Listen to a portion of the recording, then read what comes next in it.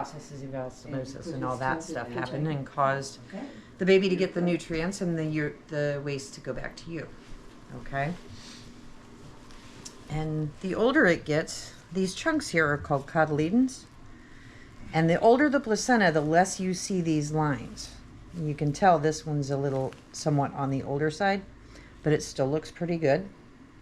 Usually they're more well-defined. Okay? This side, actually, here's the cord. A bit longer than normal. We haven't measured it, but it's a bit longer than usually the cords are about there. So it's a little longer. 3-vessel cord. 2 vessels take nourishment to the baby. I don't know if you can see that or not, but yep. And 1 takes waste away so that mom can get rid of it. Okay. This is the side the baby saw. There's your tree of life. You can see the little veins.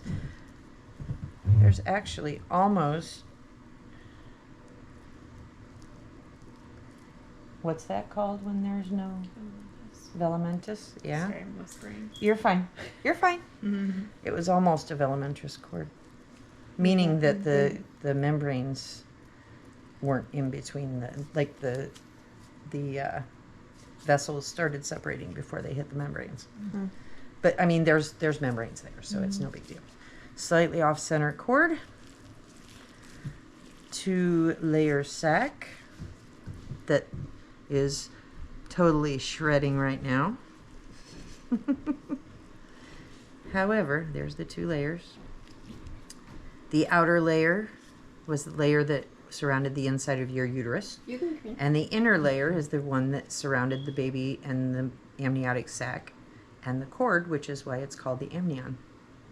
Chorion surrounds the inside of the uterus, and the amnion surrounds the baby in the fluid. And all of that used to be a pristine white and very, very strong.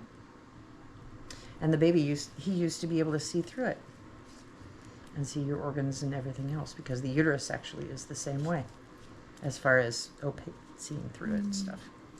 And that is the womb room. That's where the baby was.